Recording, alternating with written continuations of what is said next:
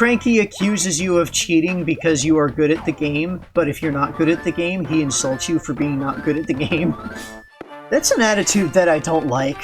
And, like, yeah, they're writing in a character that's kind of supposed to be an asshole, but it's still, like, it's something that it seems clear to me sometimes that Rare holds those attitudes, that it's a very toxic gamer mindset of, like, ragging on people for being bad at games and, like, trying to tear people down continually. And that's... don't do that.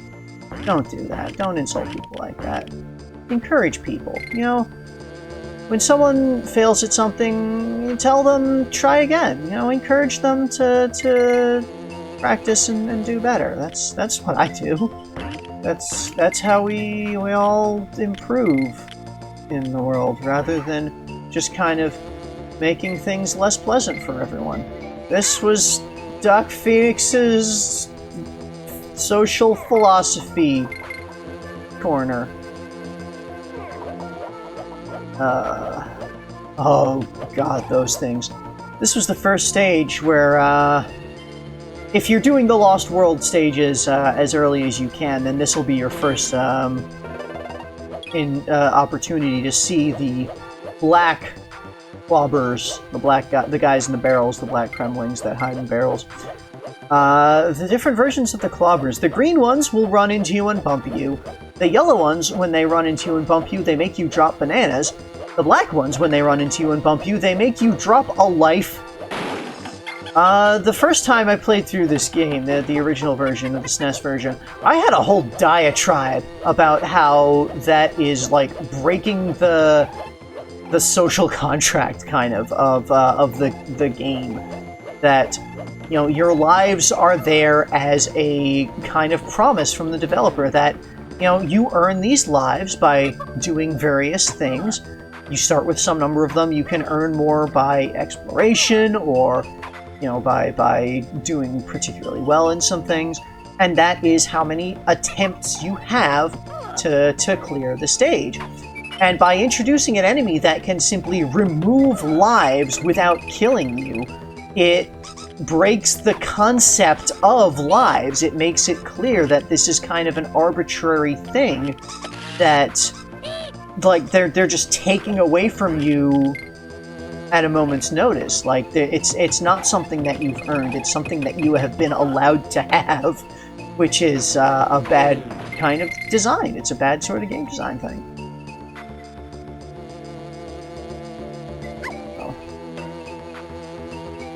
Yeah, that is, again, less of an issue in this version of the game because lives are less of a thing in this version of the game. But, as I said, in the original version of the game, there are some situations where you have started a world, you have not reached the Kong College, which is the only location where you can save, so you need to clear however many stages there are between the start of the world and the spot where you can save, with however many lives you had at the start of the world. And if you run out of lives before then you have to redo that entire start of the world. And possibly more if you jump straight into the world after, like, doing a boss fight from the previous world. Because, like, there's definitely, it feels like there is a intent of design in this game where you were, at least in the original version of the game, where lives mattered enormously. It felt clear that you were intended to go back to previous stages and farm lives and, like, explore and collect lives and make sure you have as many lives as you need to get through the next section. Because if you just move on to the next section, you will be punished for not repeating old content effectively. You will be punished for not putting extra time into the game that the game is not explicitly telling you needs to be done. And, like, it prevents you from being able to do that if you move forward, like, haphazardly, I guess. If you just try to move forward like you're playing a game that you're progressing through. So, like, there's another kind of philosophical thing there that I have a bit of an issue with. Like, consider a similar situation with Super Mario Bros. 3. If you run out of lives in Game Over in Mario 3, then all the stages you've cleared on that world get reset, except for fortresses and, like, other major things like that. So, like, even if you do Game Over, there's still that element of, if you make it to this part, you effectively get to keep this amount of progress. And, like, it makes it clear that you're moving forward with it. And then, like, they also have, there's items that you can use to advance and kind of shortcut through areas if you don't want to re-clear certain areas. Sometimes you can use, like, the hammer on the map to break a rock that gets you ahead past a stage that you've cleared before. And, you know, there's the locks that the fortresses have that once you've cleared the fortress, they stay unlocked, and you can just kind of move forward without clearing the stages that would lead you to the fortress. So, like, yeah, Mario 3 had a similar thing where, you know, if you run out of lives, you game over and you lose progress, but also there was a lot of kind of mitigation there of, like, here are the clear and explicit ways that you can maintain your progress. It's never, like, hidden away. You don't need to, like, in the Donkey Kong Country games, you don't know where the save is in the world until you reach it. Like Donkey Kong Country 1 and 2, you don't know where you can find the save points in the world until you reach it. You don't know how many levels you're going to have to clear before you can hit a point where your progress is allowed to be kept. Whereas, like, in Mario 3, you have a clear world map, where, you know, here is the path that is taken, here is what you need to... You can clearly see this is where you need to go to hit the fortress. And so, you know, that's where you'll be able to save an amount of progress, effectively. And, like, there's a bit of a weirdness there in that the original Mario 3 was an NES game. It didn't have saves. They didn't have a battery in the cartridge that could save the game. So, you know, that was a thing where save is not exactly the right term for it, but, you know, stored progress, protected progress that isn't lost unless you turn off the console. So, yeah. That got real rambly. I'm getting very rambly. Yeah, this is what I'm like when I'm doing these alone without Nick, which is why I normally don't do these alone without Nick. I don't know. I think I'm still being reasonably entertaining. Tell me in the comments if you think I'm being reasonably entertaining. I am desperately begging for affirmation. So this is Hornet Hole, by the way. It's the stage that it has honey. This is another kind of like it's not so much a gimmick stage as introducing a concept of the honey levels, the honey hive levels, where it has like the sticky honey that you can't walk over, you need to jump out of, and there's like sticks on the walls you need to unstick from it. You can use that to like climb up the walls. So like this is kind of the introduction to honey. And that is kind of its gimmick. Also Squitter is here, which makes the stage infinitely better. Any stage with Squitter is better than any stage without Squitter. This is unequivocal, undeniable fact. This is not subjective at all. It is pure objective fact. Squitter makes stage better. Period.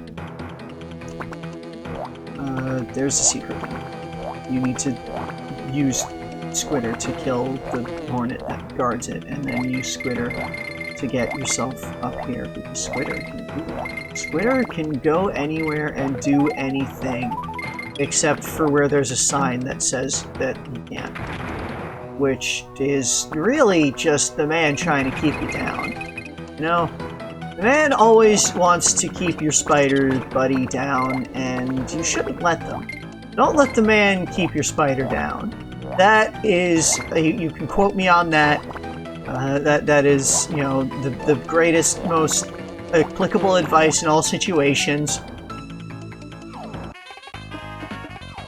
There's a bonus over here.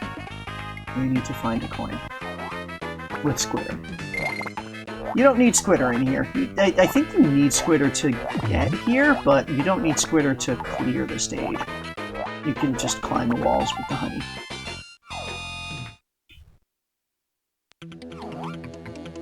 Yeah, I don't think there's any way up there, unless there's invisible hooks that I'm not aware of, but, I mean, they give you Squitter. I'm pretty sure you need to use Squitter to get up there. So...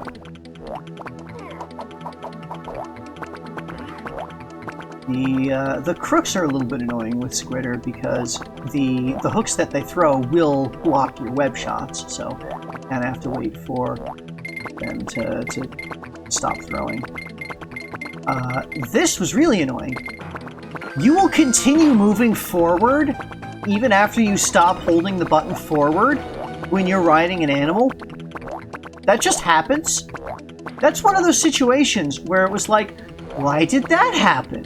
Why did I continue moving forward and fall off that cliff there?